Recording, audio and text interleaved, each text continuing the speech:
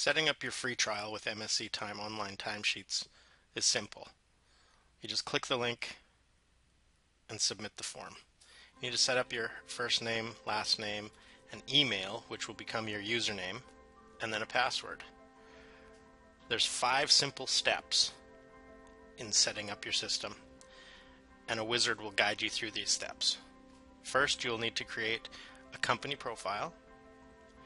Then you set up your job titles, and then you create your users, first finishing the user setup of the current user, which is an administrative user. So here you will set your company data up and then move on to job titles. Set up as many job titles as you need, and these are the charge out rates. Here we'll set up 5 job titles with their corresponding charge out rates. When you set up users, every user will be assigned one of these job titles. You can sort job titles, edit them, or even filter if you do a search. Finish setting up your administrator account, which is the current account. You need to now assign it a job title, give it the employee's wage and the charge out rate, or the in-house cost. You can also have the option to allow mileage tracking.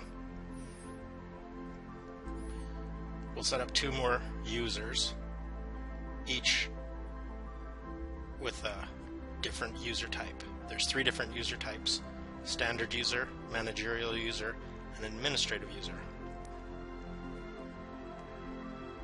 Managerial user can enter timesheets and approve timesheets to any project that they're responsible for. You can also allow users to track mileage if you want. We're going to move on to tasks.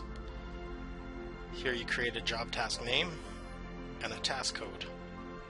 These are all the different tasks that you're going to be tracking on any given project. There's also an optional task charge that you can use if you want to track a machine, like a dump truck or an excavator. You can give it a task name and a task code. So in addition to tracking the employee hours, it will also track hours assigned to that specific task. Once all your tasks are set up, you can move along to projects. You have to assign a project name. Automatically it will assign a foreman to it. By default, it's the user that sets the project up, but you can change it to any user that has a privilege higher than standard user, so managerial user or administrative user.